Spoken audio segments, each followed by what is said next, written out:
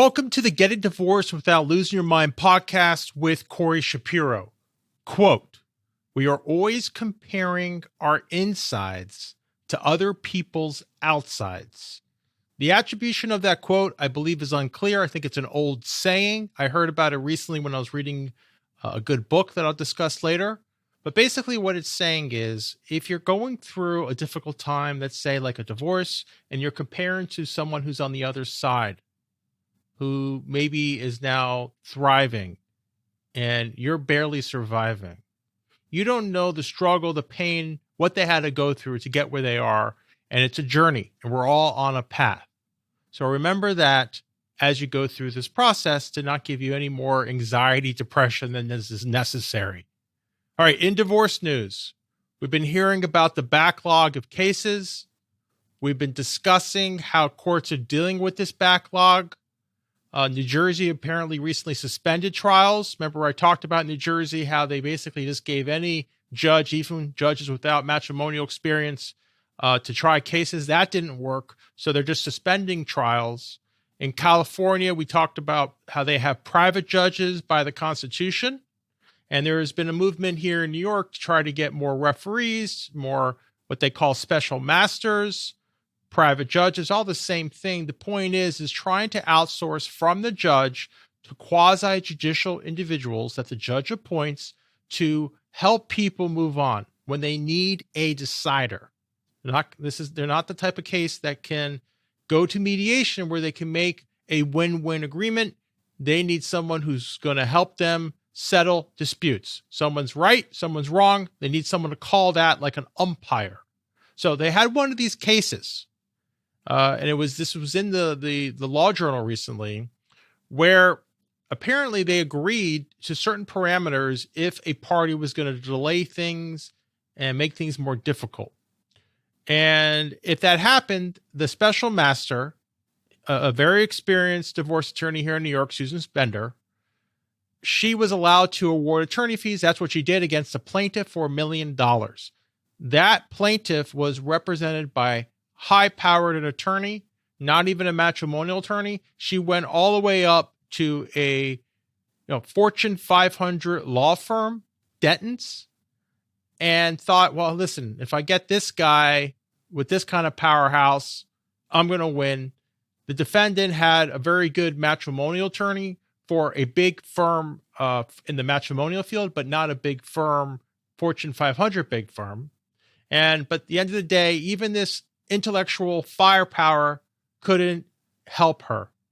They appealed it to the appellate division, and here's what the appellate division said. And the first argument is, first of all, the special masters can't do that, can't award attorney fees. That's not exactly what they say, but that's a summary of what they said. And the appellate division is, we reject this argument. That's actually a quote. I'll leave you the show notes, the decision. We reject this argument. The second thing is, hey, even if this plaintiff or if this special master can award fees, $1 million is too much, can't be so high. Court's like, that's not working either. And this is what they say. Plaintiff's contumacious conduct in these post-judgment matrimonial proceedings, including the misconduct alleged by defendant, has been well documented by the court and the SM, that's a special master, and we find no basis to disturb these findings. So don't think at the appellate division, even assuming plaintiff did nothing wrong. Let's say plaintiff did nothing wrong and the special masters was biased, which I don't think this is the case, but let's just assume this. And you go to the appellate division, you think they're going to help you? I would say 90% of the time, they don't care and they're going to have something conclusory like this, contumacious conduct, because they're going to defer most likely to a well-respected judge, or in this case, to the special master. So remember that. What's the answer? The answer is don't act out in your proceeding. Don't act out in your proceeding. Don't think just because you have a firehouse of an attorney, they're going to help you. The court's still going to hurt you. It's going to cost more money. It's going to take more time. That's hard for people to hear. So start off in the beginning, acting reasonably, appropriately, produce discovery, go into court when necessary, acting civilly. You do that, you're going to give your shot, the best shot you have to do well in your divorce or post-divorce. All right, question. What is the difference between mediation and collaborative divorce? Collaborative divorce is a fancy name for attorneys who've entered into a participation agreement and decided not to go to court, except to do an uncontested divorce. It was developed by an attorney, a litigator, who saw the limitations of the system. He saw that the hourly model that incentivizes lawyers to just go to court and rock and roll is not necessarily helpful for most litigants, for most parties. And it might be better for attorneys to spend all of our creativity and experience that we have, not fighting each other, but being collaborative. But a lot of attorneys are driven by the money, and there's a lot more money in litigation than there is in collaborative divorce.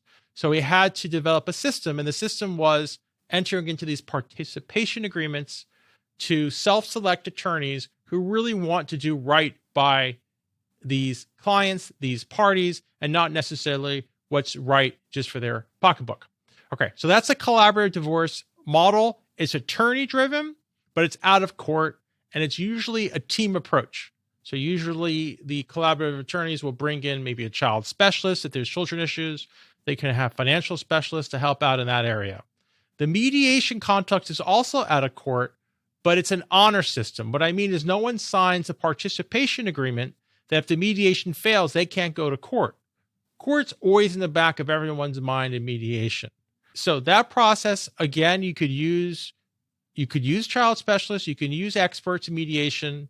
In those sessions with the mediator, you don't necessarily need to have your attorney there, or even if you have an attorney, but some people like to have the support of an attorney going through mediation, prepare for mediation. So a lot of people just, do the sessions with the mediator, maybe alone, or maybe just a few sessions with the attorney to make sure everything's okay.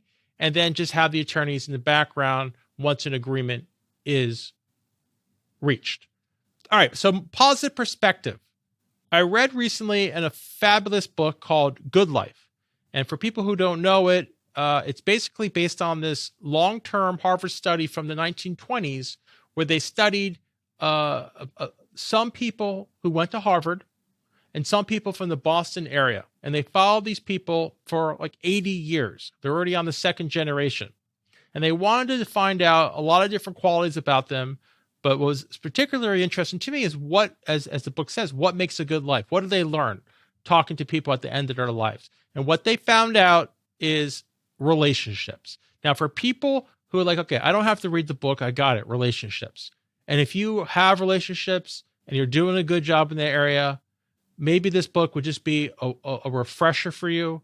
But for other people who maybe are spending more time than necessary on success goals, on work goals, for things that are not any more functional, but are just becoming an end in themselves, that they need to become more balanced, this is a good book to read. This book is basically saying, listen, no one at the end of their lives is saying, I wish I had 3 more cars or worked more or had more Pulitzers. No one says that necessarily. What they say is, I wish I devoted more time to my family, to my close friends. I wish I gave more. And this book, I think, is the type of book where the instruction, the writing is so clear that I think it will be persuasive and really help people make a big change in their lives. All right, disclaimer. Remember, this podcast is for informational purposes only. Please consult with your attorney before acting on the information contained in this podcast. Until next time, be creative, not reactive.